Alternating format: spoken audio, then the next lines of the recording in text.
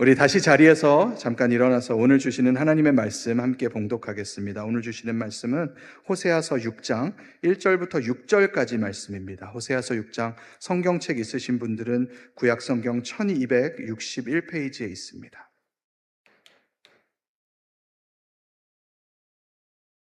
뒤에 화면에 나오는군요. 호세아서 6장 1절부터 6절까지 우리 한 절씩 교독하겠습니다. 제가 1절을 먼저 읽겠습니다. 오라 우리가 여호와께로 돌아가자. 여호와께서 우리를 찢으셨으나 도로 낮게 하실 것이요 우리를 치셨으나 싸매어 주실 것임이라. 여호와께서 이틀 후에 우리를 살리시며 셋째 날에 우리를 일으키시리니 우리가 그의 앞에서 살리라. 그러므로 우리가 여호와를 알자. 힘써 여호와를 알자. 그의 나타나심은 새벽빛같이 어김없나니 비와 같이 땅을 적시는 늦은 비와 같이 우리에게 임하시리라 하니라. 에브라임아 내가 내게 어떻게 하랴. 유다야 내가 내게 어떻게 하랴. 너희의 인애가 아침 구름이나 쉬 없어지는 이슬 같도다. 그러므로 내가 선지자들로 그들을 치고 내 입의 말로 그들을 죽였노니 내 심판은 비처럼 나오느니라. 나는 인애를 원하고 제사를 원하지 아니하며 번제보다 하나님을 아는 것을 원하노라. 아멘. 하나님 말씀입니다. 자리에 앉겠습니다. 이 본문 읽으시면서 여러분 제이어스의 여호와께 돌아가자 이 찬양이 떠오르셨을지도 모르겠어요. 근데 저는 오늘 설교의 제목을 더 진실한 신앙이라고 정했습니다. 더 진실한 신앙. 근데 제가 이렇게 설교 제목을 정해놓고 저 스스로에게 지난 주간에 좀 질문을 하게 됐습니다. 다른 사람들은 둘째치고 오늘 나는 더 진실한 신앙을 가지기 원하고 있는가? 말씀을 전하면서도 내가 진짜 더 진실한 신앙을 가지기 원하고 있을까 질문을 했습니다. 여러분 중에는 어쩌면은 저의 그런 질문이 좀 의아하게 들리실 분도 계실지 모르지만 우리 안에 때로는 정말 진실한 신앙보다는 진실해 보이는 신앙에 만족해버리고 싶은 마음이 때로는 듭니다. 왜냐하면 진실한 신앙을 우리가 가지려면 그 진실한 신앙을 가지기 위해서 치러야 될 대가들이 따라오거든요. 포기해야 될 것들도 많이 있고요. 근데 정말 진실한 신앙 대신에 진실해 보이는 신앙을 우리가 선택하면 굉장히 마음이 편해져요. 그 편안한 것을 취하면서 그 이상은 더 에너지를 낭비하고 싶지 않은 유혹이 우리 안에 있습니다.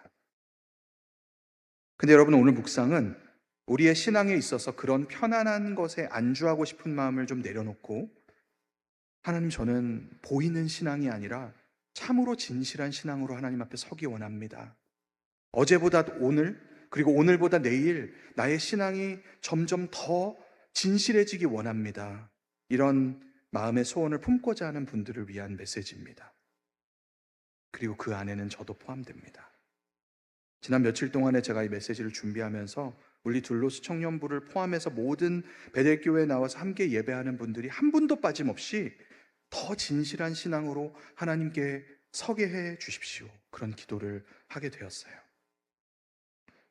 더 진실한 신앙이라면 당연히 목사로서 항상 고민하며 제가 씨름하는 주제이지만요. 최근에 어떤 다른 한 목사님께서 하시는 기도를 우연히 제가 듣게 되면서 다시 한번 그 고민에 제 마음이 머무르게 되었습니다.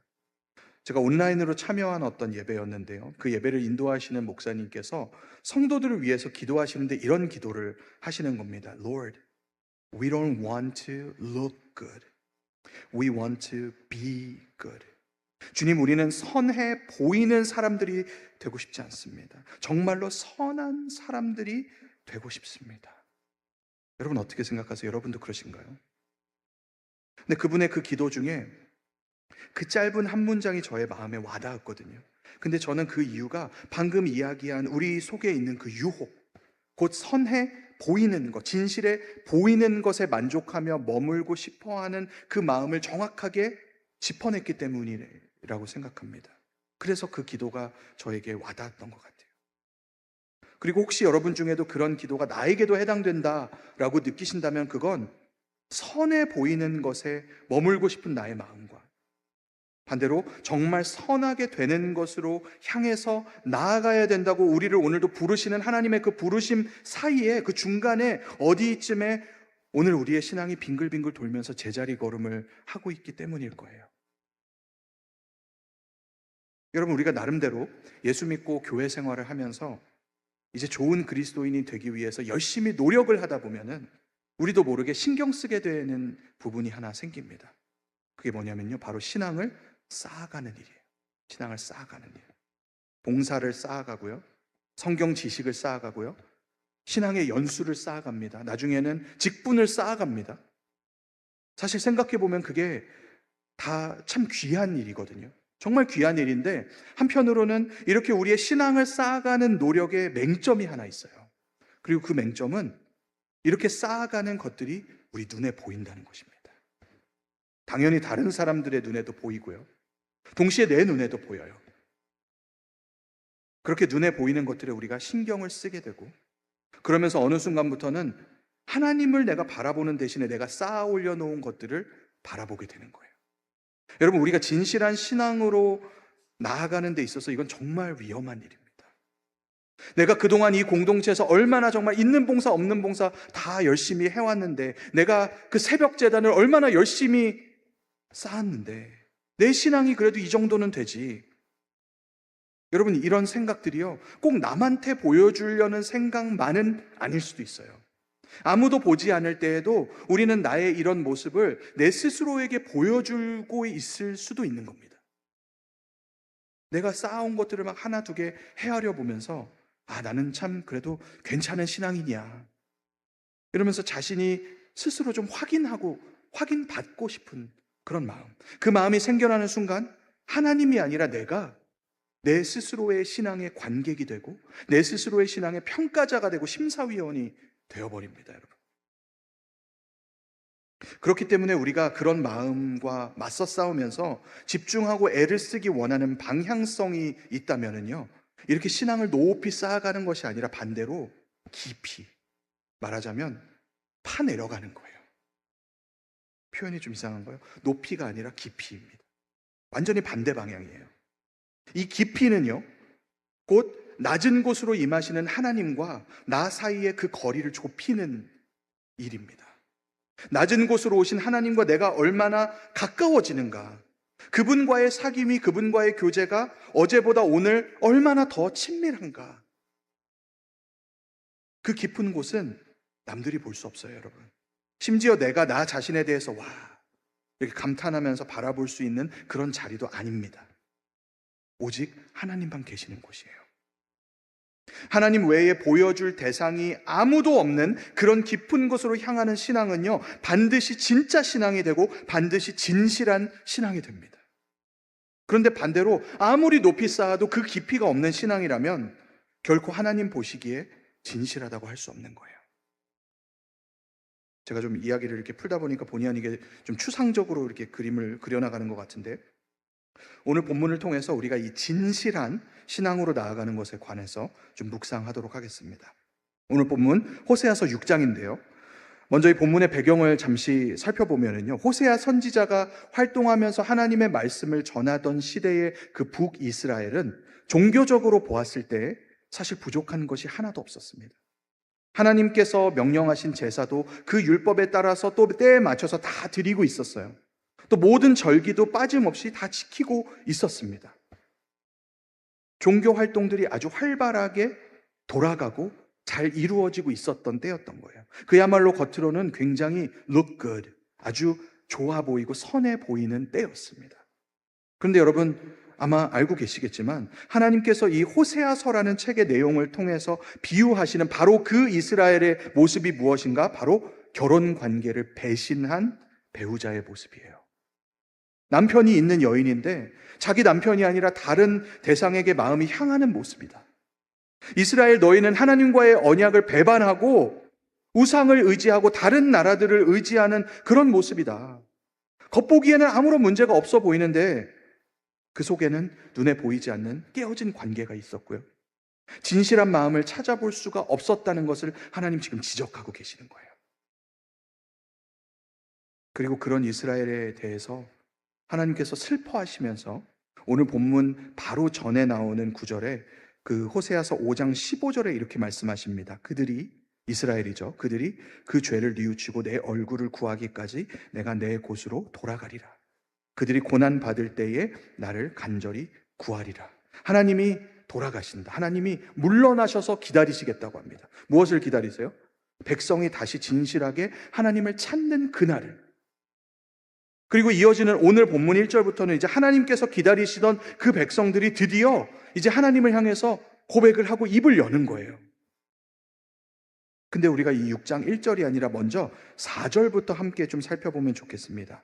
4절은 하나님을 다시 찾는 백성들의 그 고백에 대한 하나님의 반응이에요. 하나님을 이제 드디어 이 이스라엘 백성들이 자기 입을 열어서 1절부터 3절까지의 내용으로 하나님 우리를 구원하실 것이다 고백을 하는데, 그 고백을 들으신 하나님이 어떻게 반응을 하셨나? 우리 4절 말씀, 우리 한 절 다시 한번 한 목소리로 읽어보겠습니다. 시작. 에브라임아 내가 내게 어떻게 하랴, 유다야 내가 내게 어떻게 하랴.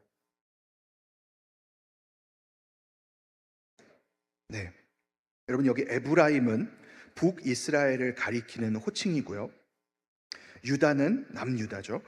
그들을 향해서 하나님께서 너희의 인애가 아침 구름이나 쉬 없어지는 이슬 같다. 여기서 인애라고 번역된 히브리어 단어가 뭐냐면요, 헤세드예요. 헤세드. 여러분 잘 아시는 단어입니다. 헤세드는 언약적인 신실함이고 변하지 않는 사랑입니다. 변하지 않는 사랑. 그런데 하나님께서 그분의 백성들의 그 헤세드를 보시면서, 하나님을 향한 그들의 사랑을 보시면서 아침 구름 같다, 쉽게 없어지는 이슬 같다 평가하시는 거예요. 근데 여기서 우리가 잘 봐야 되는 게, 하나님께서 너희에게 헤세드가 없다, 인애가 없다, 너희에게 사랑이 없다 그렇게 말씀하시지는 않는다는 것입니다. 너희에게 사랑이 있어, 있기는 있는데 그 사랑이 아침 구름 같다는 거예요. 그럼 우리가 가끔 아침에 일찍 일어나서 들판에 나가보면 그런 날이 있잖아요. 안개가 이렇게 자욱하고 풀잎마다 이렇게 이슬이 다 맺혀 있고 온 땅이 이렇게 촉촉하게 젖어 있는 그런 날들이 있지 않습니까? 근데 그런 날도요, 해가 뜨면 어떻게 돼요?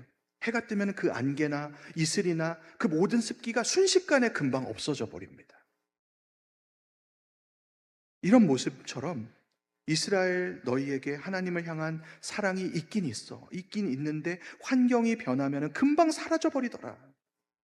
주일 아침에 내가 교회에 나오면 나한테 믿음이 있어 보여요. 찬양하고 예배 나와서 기도할 때는 하나님을 향한 기쁨과 사랑이 나에게 있고요, 뜨거운 눈물을 흘릴 때도 있습니다. 근데 하나님은 우리한테 그런 게 없다고 하시는 게 아니거든요.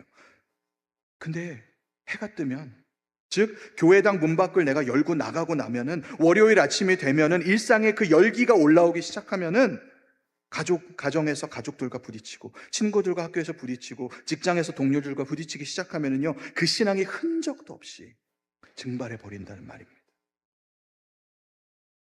정해놓은 시간에 반복적으로 그 종교적인 행위는 계속해서 잘 돌아가고 있는데요, 하나님을 향한 그 사랑은 내 속에 머물러 있지를 못하고 금방 고갈되어 버린다는 거예요. 여러분, 이 4절이 더욱 아프게 느껴지는 것은요, 그 말씀을 하시는 하나님의 이 말투 때문입니다. 에브라임아 내가 내게 어떻게 하랴, 유다야 내가 내게 어떻게 하랴. 여러분이 하나님의 애타는 탄식이 느껴지십니까? 우리가 흔히 오해하는 구약의 하나님, 진노하시는 하나님, 그 무서운 하나님의 음성 같지가 않잖아요. 신랑 되신 하나님의 그야말로 정말 어찌할 바를 알지 못하는 한숨을 쉬시는 것 같은 그런 음성이 들리는 것 같지 않으십니까? 사랑하는 아내가 본인의 역할에 맞춰서 할 거는 다 하고 형식은 다 갖추고 있는데 정작 마음이 없어요. 여러분, 혹시 오늘 내가 이런 모습은 아닌지 돌아보기 원하신다면, 주변에 아무도 없을 때 내가 하나님을 어떻게 대하고 있는가를 떠올려 보시면 됩니다. 나의 신앙이 어떤 모습인지 다른 사람들이 볼 수 있는 그런 자리 말고, 이런 지금과 같은 자리 말고요, 정해진 예배 시간에 참석해서 찬양을 하고 기도를 하고 말씀을 듣는 그런 자리 말고, 혼자 있을 때, 나 혼자 있을 때, 주변에 아무도 없을 때 내가 하나님을 찾고 있나? 나는 하나님을 구하고 있나? 아무도 나를 보지 않을 때 나의 모습은 사람들 앞에서의 모습과 똑같은가? 다르다면 얼마나 다를까? 그 차이가 바로 그 간격의 크기가 나의 아침 구름의 두께입니다, 여러분. 그리고 그런 나의 신앙을 보시면서 하나님께서 혹시 내가 너에게 어떻게 하랴 슬픔으로 탄식하지 않으시는지 우리가 이 4절 말씀을 보면서 좀 깊이 묵상해 볼 수 있으면 좋겠습니다. 자, 이제 1절로 다시 돌아가서요.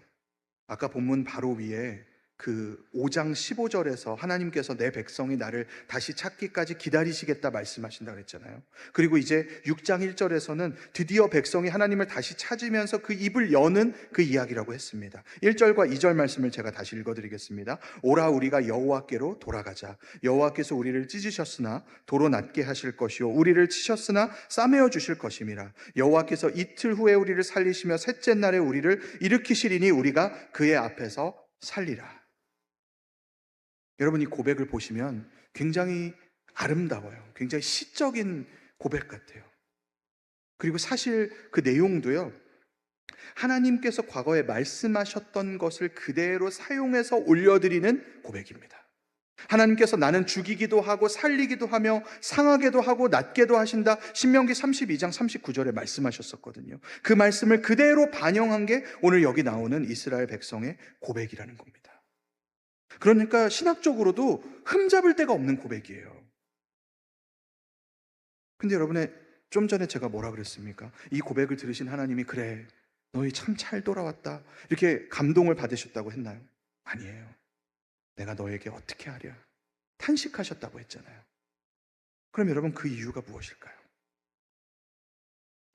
이 본문을 연구한 여러 학자들의 공통되는 의견은요, 여기 기록된 이스라엘의 고백이 옳은 말이지만 동시에 깊이가 없는 말이라고 합니다.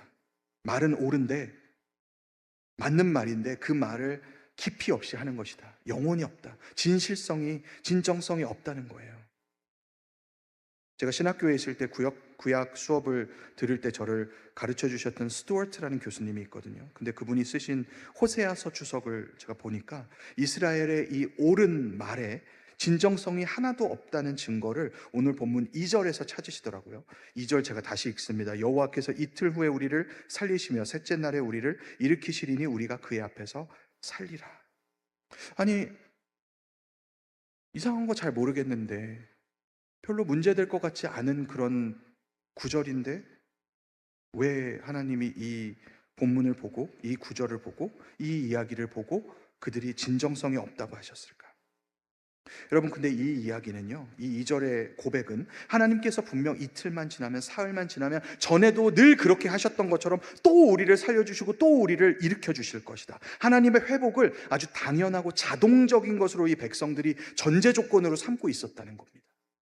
마치 지금은 겨울이니까 잠깐 추운 거고 좀만 시간이 지나면 금방 봄이 올 거야. 조금만 지나면 하나님이 의뢰 회복해 주실 거야. 생각해봐. 우리가 뭐 바뀐다고 얼마나 바뀌겠어.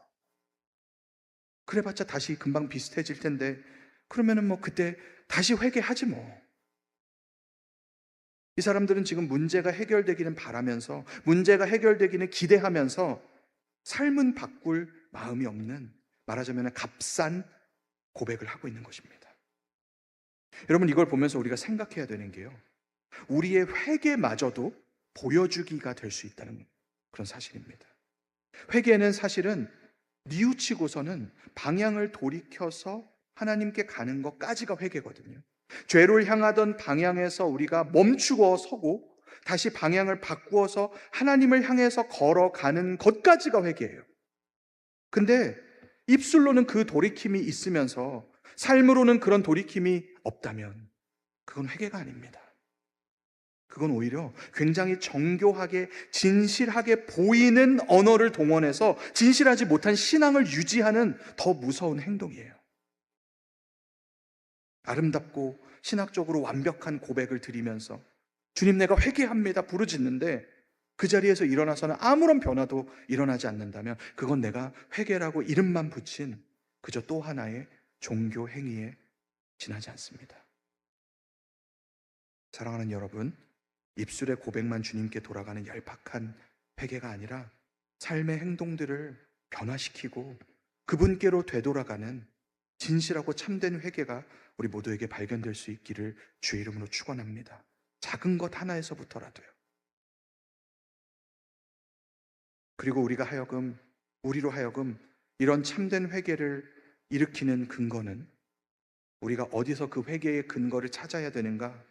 결국은 하나님의 변치 않으시는 신실함이에요. 하나님의 신실하심을 믿고 의지해서 우리가 회개하고 그분께 돌아갈 수 있다는 거예요. 하나님 우리를 분명히 다시 회복시켜 주실 거다, 용서해 주실 거다, 받아 주실 거다 믿는 믿음으로 우리가 그분께 돌아갈 수 있다는 것입니다. 여러분 동의하시나요? 네. 그런데 여기까지 여러분 말씀을 잘 들으셨으면 분명 지금 마음속으로 이런 질문이 생겨야 됩니다. 아니, 방금 전까지 이스라엘은 하나님께서 분명 회복해 주실 거라고 생각한 게 문제였다면서요. 값싼 고백이라면서요. 근데 하나님의 그 변치 않으시는 신실하심을 우리가 믿고 그걸 기준으로 돌이켜야 된다면, 아니 뭐 그게 그거 아닙니까?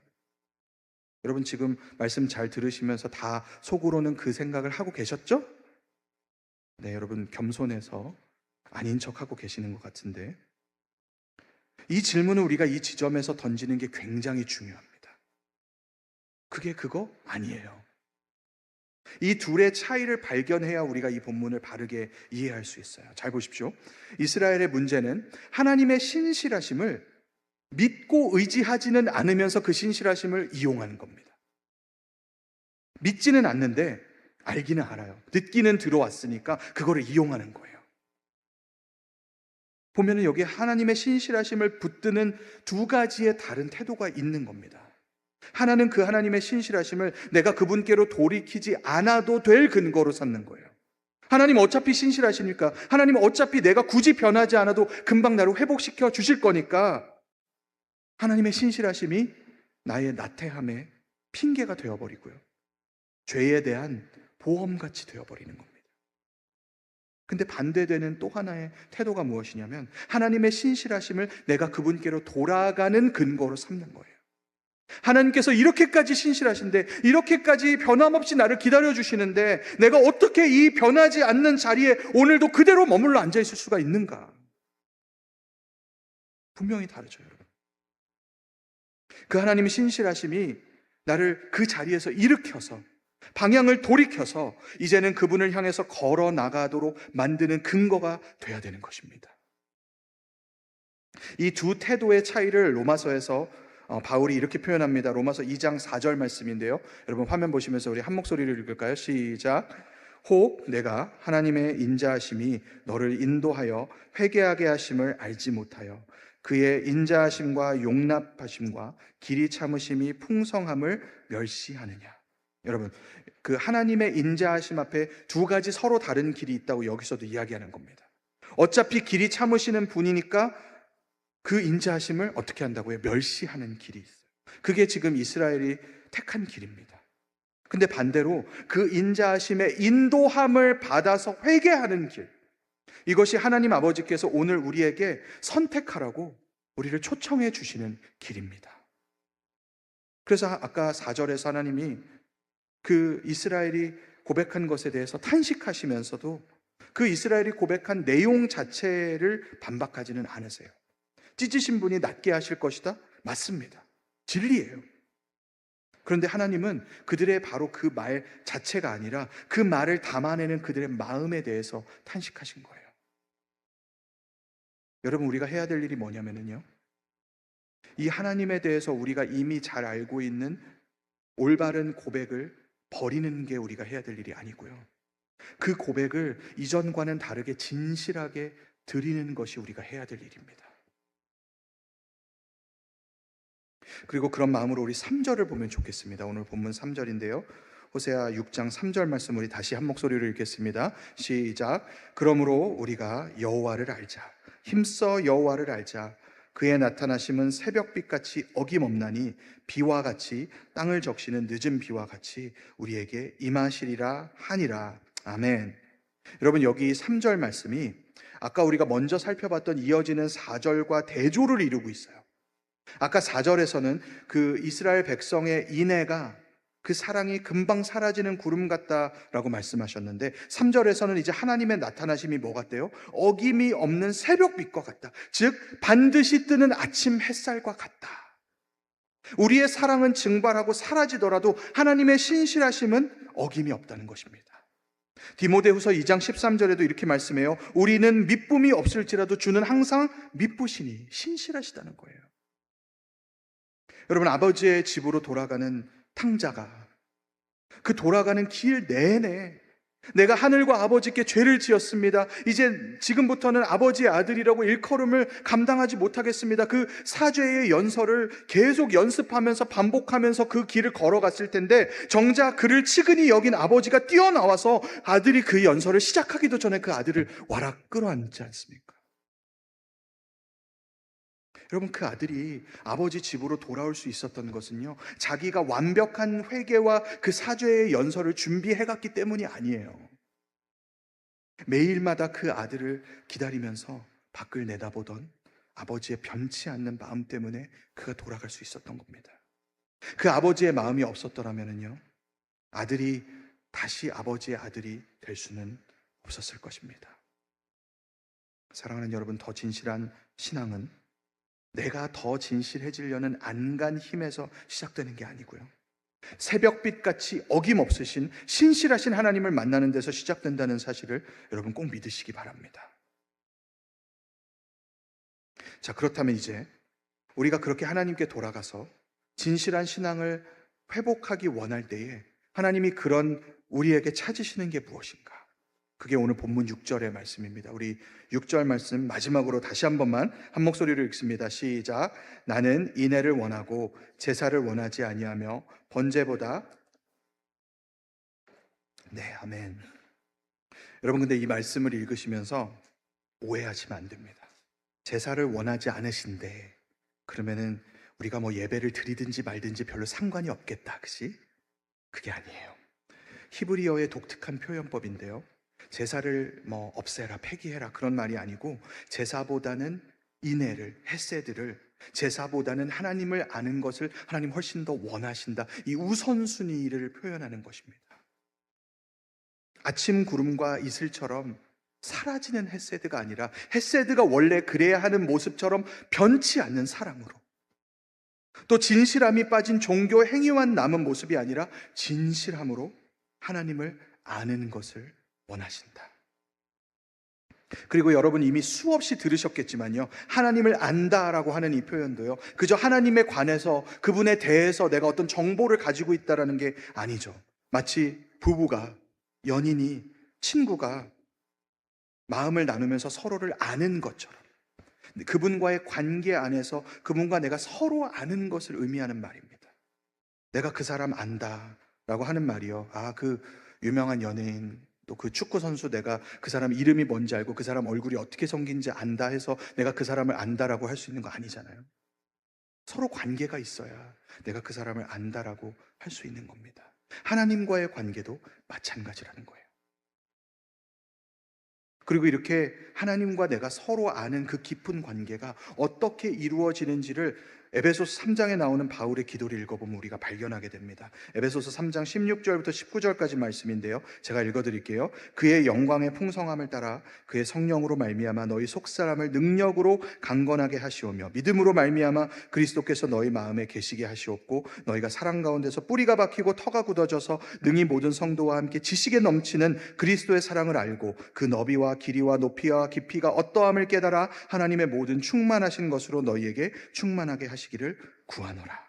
아멘. 네, 제가 좀 속도가 빠르죠. 평소에 제가 이 속도로 성경을 읽습니다. 여러분, 근데 여기 기도에 보시면 순서가 있어요. 순서.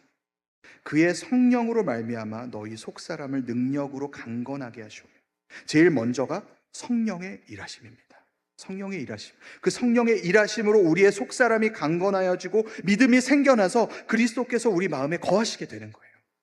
그리고 그 다음에 사랑 가운데에 뿌리가 박히고 터가 굳어지는 겁니다. 또 그리고 나서야 그리스도의 사랑의 그 너비와 길이와 높이와 깊이를 우리가 깨닫게 되는 거예요. 순서가 있어요. 하나님의 선하심을 우리가 지식으로만 알려고 할 때 죄송하지만 그것도 아침 구름 같은 겁니다. 시험이 오면은 증발해 버려요. 그렇지만 성령께서 우리에게 실감하게 해주시는 하나님의 선하심은 우리 존재의 뿌리가 되어줍니다. 오늘 설교 제목으로 다시 한번 돌아가 보면은요, 더 진실한 신앙. 더 진실한 신앙은 하나님의 선하심을 지식만으로 아는 게 아니라 성령님을 통해서 그 하나님의 선하심을 실감할 때 우리에게 일어나는 일입니다. 하나님 정말 선하시구나. 내가 진짜로 그걸 느끼는 거예요. 성령님을 통해서 내 깊은 곳에 그 신앙이 뿌리 내리는 것입니다.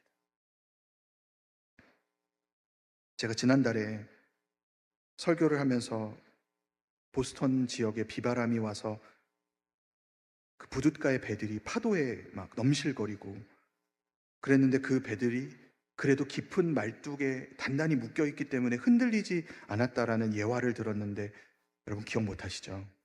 네, 괜찮습니다. 기억 못 하시면 설교자는 또 써먹으면 됩니다.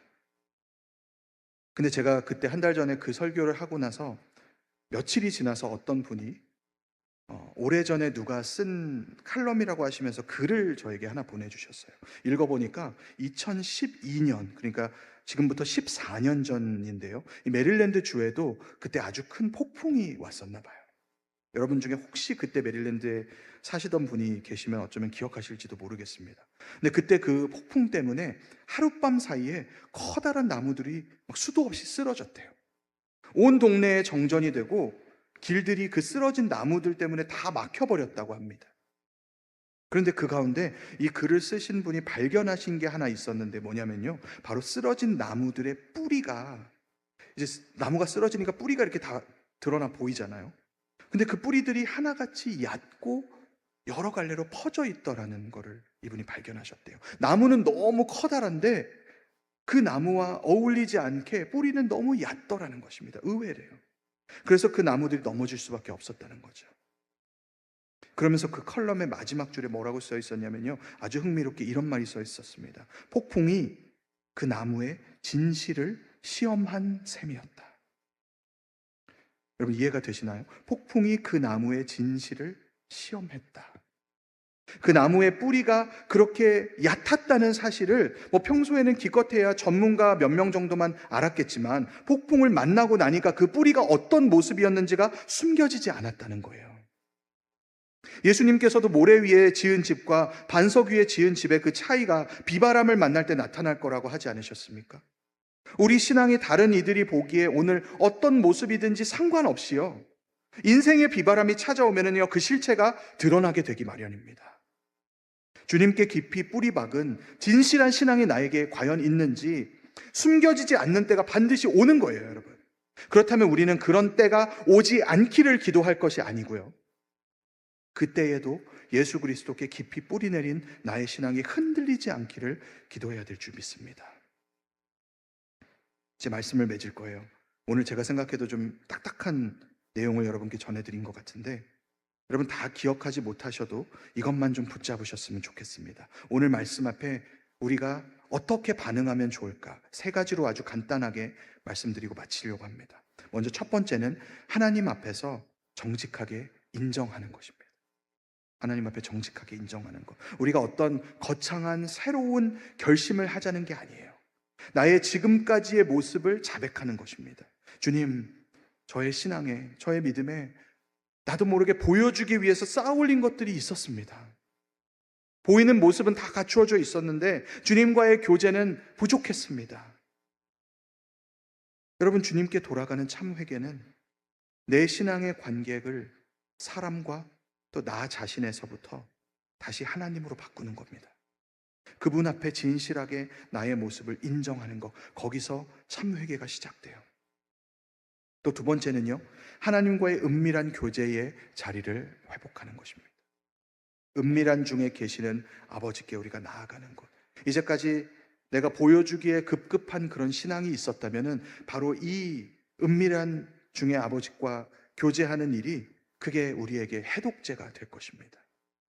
아무도 보지 않는 자리에서 하나님을 만나고 마치 땅속으로 깊이 뿌리를 내리는 것처럼 신앙의 뿌리를 내리는 하나님과의 임재의 자리를 여러분 확보하시기를 바랍니다.